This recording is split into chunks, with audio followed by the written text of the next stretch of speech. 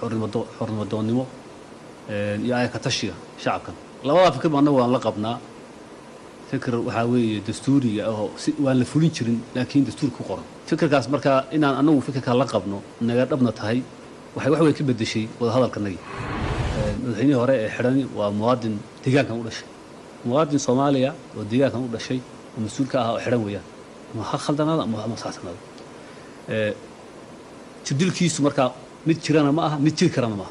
وحاتاس عدوى البو شك قبته وحنو باقينا إني فوقش أو تكتو غير كيسو أو تجان يسووا مركي وماشي هيستي ومو أقولين تتكو حرام إن أركان لا تكو لكن السجا حاس كيسو أو تكتا qofkii rabada loo geeyaa hooyadii way u tagtaa geeska Afrika oo dhan waxa ka socda integration in dadka oo dhan la isu keeno dadku maaragtay inay dhaqaale ahaan bulshada isdhex galaan oo isticmaalaan dhaqanka isfahmaan Soomaaliya waxa ka mid tahay deegaanka bay ka tirsan tahay ra'iisul wasaaraha Itoobiya markuu ka hadlayay sanadka cusub habeenkii dhaweeyay funaanadii uu xidhnaa id aragteen mooyaane waxa ku yaallay calankii Eritrea iyo Itoobiya oo isa suran asmara dhexdeeda dadka Itoobiya calanka Itoobiya dad bootaa jira magaalada sabana dad fara badan oo calaamada Eritrea wata iyadoo walaalnimada labada umood la muujinayo walaalnimada Eritrea iyo Itoobiya hadii la muujinayo walaalnimada deegaankana iyo Soomaaliya in la muujiyo wax diidaya ma jiro waxyaalihii gubaysigu keenay in qofku uu ka cararo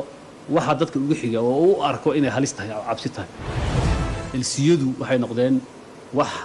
keena wax la yiraahdo monopoly waxa weeye dad kooban baa shirkad noqonaya qiimaha iyaga goynaya qiimuhu tartan suuq ma gelayo marka qofku waxa uu keenayo isaga u baa qiimuhu ku soo talgal buu siinaya waxay keentaa arintaasi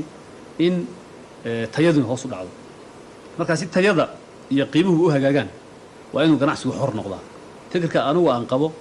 waxa weeye ganacsigu inuu xor noqdo ama aan rabno inaan fulino cid walba ay keeni karto waxay rabto oo ay lisan u qaadanayso ay soo qaadayso وسؤال تأويني ذلك يا إسكالي